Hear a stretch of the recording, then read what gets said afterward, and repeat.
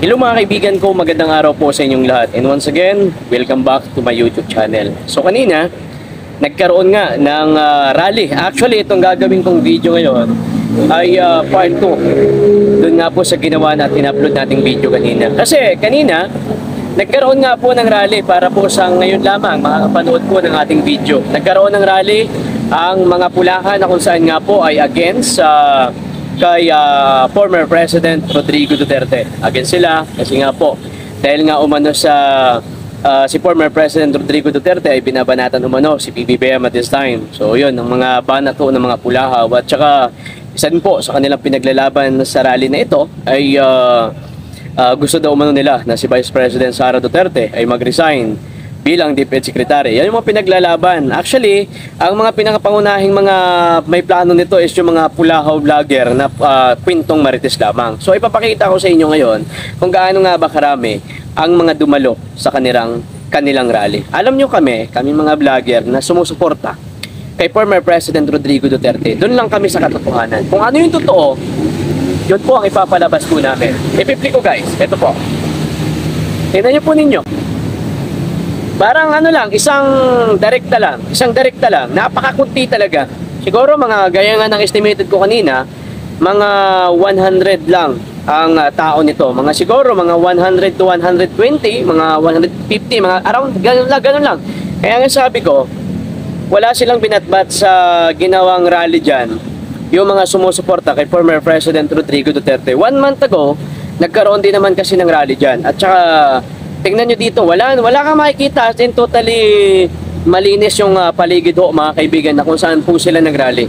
Unlike nung nagkaroon po ng rally dyan na sumusuporta kay former President Rodrigo Duterte, grabe ho. Maging yung part dito, yung dinadaanan po ng camera po natin, wala po talaga, halos parking yan dyan kasi ang dami talaga ng mga kotse na dumating na kung saan nga po sumusuporta kay former President Rodrigo Duterte. Ito, ito, nakasama din po namin ito. Actually, solid din ito siya Duterte. Ayan, nagganon lang siya ng sign kasi nga, siyempre, normal naman sa atin na kapag nakakakita tayo ng mga camera, siyempre, papogi ba, ganon. Pero solid Duterte po siya mga kaibigan. Ayun nga po, tinanong po natin, siya po ay solid po na sumusuporta kay former President Rodrigo Duterte. So ano na mga Pulahaw, hindi ko din alam, kasi actually nabanggit ko na to kanina, pero hindi ko alam kung papaano na naman ipagtatanggol itong ginawa po nilang rally. Pero sabi kanina ng isa sa mga vlogger na sumusuporta kay BBM, ayun po sa kanila, patikim pa lang daw yon. Yung ginawa daw nilang rally, patikim pa lang daw umano, kaya konti pa lang daw umano. Okay, so grabe talaga, sabi ko nga sa inyo guys, grabe gumawa ng palusot itong mga Pulahaw vlogger. Patikim pa lang daw umano yon, kaya nga ayun nga po sa kanila, kumbaga simula pa lang daw, nag-iinit pa lang daw umano sila, kaya wag daw masyadong utat ang mga DDS. Nako, akala ko ba? Akala ko ba lalabas yung 31 million? Sana? Kasi alam nyo, bago kasi nagkaroon ng rally, yung rally nga po ngayong araw ho na ito, actually 6 ngayon, bago nagkaroon ng rally dyan, mga kaibigan, dyan sa harap kasi yan ng Sinite, kasi nga po, yan, yes, tama, 6 nga po ngayon, bago nagkaroon dyan ng rally, ayun po sa mga loyalists, sabi nila, kung lumaban daw umano sila noong panahon ng eleksyon, lalaban daw umano ulit sila ngayon at lalabas daw umano ang 31 million. Paano nyo nasabing 31 million, Aber? Asan yung 31 million nyo, Aber? Meron ba? Actually, nakita naman po natin, kunting-kunti talaga ang tao sa mga rally nyo. Magpapakita pa ako ng ilang picture mga kaibigan. Ito yung, ayan. Isa yan sa mga ipapakita ko sa inyo. Yan, ganyan lang. Tumpok-tumpok lang. Ito pa, meron pa. May papakita pa ako. At least para sabihin nyo na fake news, Tropang Bisaya. Alam nyo ako, hindi ako nag-fake news dito mga kaibigan. Kung ano yung katotohanan, yun talaga ang nilalabas po ng inyong Tropang Bisaya. Yan lang, yan mga ganyan. Ito, yan. Wala masyado, as in kunting-kunti talaga. Sabi ko nga, hindi ko alam kung rally ba ito ng mga sumusuporta kay PBBM or rally ba ito ng mga pambarangay. Sabi ko parang mas marami pang tao kapag ka nag-assembly ang itong mga barangay ho natin. Ito talaga ang kunti talaga, as in hindi mo masabi na loyalista kasi sabi akala kasi 'di ba sinabi naman nila Marami daw talaga ang mga loyalista. Pero hindi mo masasabi ito kasi kunting-kunti talaga. Hindi ko talaga maintindihan kung bakit na naman gano'n na naman yung palusot ng mga pulahaw vlogger. O wala, patikim pa lang namin to. Ano pa lang, nagiinit pa lang kami, patikim pa lang namin to. Kaya gano'n, sabi nila, ganyan. Aminin nyo na kasi, hindi nyo talaga kaya ang mga Duterte. Alam nyo, kahit anong gawin ho natin, hindi nyo talaga kaya. Kasi ang mga Duterte kasi, nakaano na yan eh. Kumbaga tinatawag natin kung sa kahoy, nakaugat na yan. Oo. Nakaugat na yan. Kaya hindi nyo na talaga kakayanin. At saka, huwag na tayong magbulag-bulagan. Mga vlogger ni BBM, marami dyan kasama ko dati. Huwag na tayong magbulag-bulagan. Kahit anong pagtatanggol nyo, walang mangyayari. Alam nyo kung bakit? Kasi, sabi nga, katotohanan ang magpapalaya sa'yo. Alam nyo, kahit gaano pa karami ang mga rally na inyong i-organize, kahit sa Luzon, sa Visayas at Mindanao, walang pakialam ang taong bayan dyan. Kasi alam naman po natin ngayon na umaaray ang taong bayan, lalong-lalo na sa mga presyo ho ng mga bilihin. Na yung mga pinangako kasi noon ni PBBM, kabaliktaran po sa mga nangyayari ngayon sa bansang Pilipinas.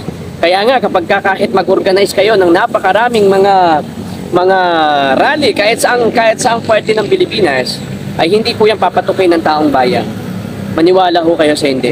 Ito po ang legit na nilalangaw, mga kaibigan. Kasi nakita naman po natin nung nagkaroon po ng rally dito sa Liwasong Bonifacio, nakita naman po natin nung nagkaroon po ng rally dun sa kasi yung sa Bulacan kasi naharang yun ng mga tulungges, and nakita naman po natin yung rally dun sa may Tagum. Diba? So dito sa may harap ng Senate, na kung saan ito pumesto, doon po pumesto yung mga supporters po na sumusuporta kay former President Rodrigo Duterte. So diyan din yun pumesto sila, pero wala talagang binatbat itong mga to. Diba? So kaya nga talagang tuduharang sila eh. Tuduharang sila sa mga ino-organize ng maisog rally dahil alam po nilang lahat na talagang yung taong bayan ay nasa panig po ng mga Duterte. Okay? So paano nyo naman kasing sisirain? Paano nyo naman kasing, alam nyo, sa ngayon, yung tao kasi, matino na yan eh. Matatalino ho ang tao. Ob lang ho ang naniniwala ho sa inyo. Sa totoo lang. Ako to be honest naniniwala po ako na yung mga naniniwala dito sa mga vlogger na sumusuporta dito sa, yung mga pulahaw vlogger, ensaymada vlogger, naniniwala po ako na mga pupub yung naniniwala dyan. Di ba? O, tingnan nyo nga nilangaw na nga yan Naniniwala ho ako doon, mga kaibigan.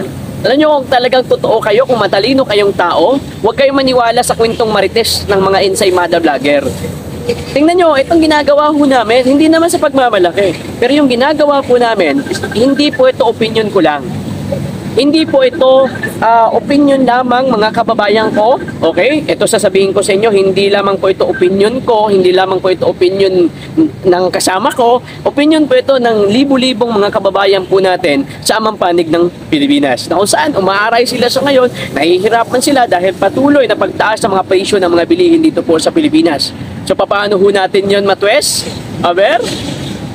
At least, normal din yun. Di ba? Pasalamat din yung mga ensaymada vlogger dahil may naniniwala sa kanilang mga ob-ob. Kahit paano kumikita ho sila. Oo, di ba? Mga kaibigan. Kayo, anong opinion nyo dito sa unorganize nilang rally? Ito ang totoong nilangaw. Kaya sabi, wala, sasabihin. Alam nyo, nung nagkaroon ng rally sa Tagum, nung nagkaroon ng rally dito sa Liwasan, hindi ko maintindihan na sinasabi ng mga pulahaw tsaka mga dilawan. Wala, nilangaw rally nyo. Nilangaw. Nilangaw ba yun? May mga padron chat pa nga yung SMNI. Paano nilangaw yun? Sa Tago may padron chat. Nakita natin talagang ang tao, ang dami talaga. Tsaka yung tinatawag natin na buhay na buhay. Hindi ho katulad doon ang ginagawa ko ng mga to na wala na. Mga loyalist, pasensya na po kayo. Pero doon lang po tayo sa totoo.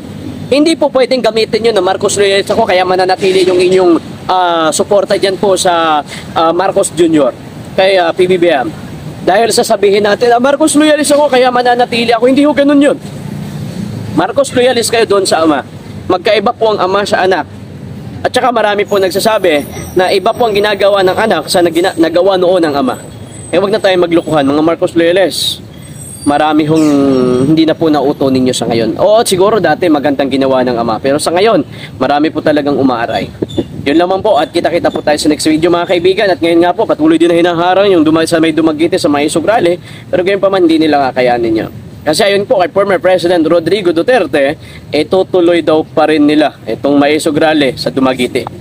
Okay, so kita-kita po tayo sa next video natin. Once again, wag po kayong magpapaniwala dyan sa mga ensaymada vlogger. Kumikita lang po sila dahil po sa kauuban ho ninyo. Yun po yun. Magano po kayo? Tingnan nyo po yung mga nasa ground. Magsuri po kayo. Manood po kayo ng mga kalye survey. Ano yung sigaw ng sambayan ng Pilipino? Hindi ho yun sa mga kwentong marites. Nakakahaka lamang yan ng mga vlogger ho na yan. Salamat po. And God bless.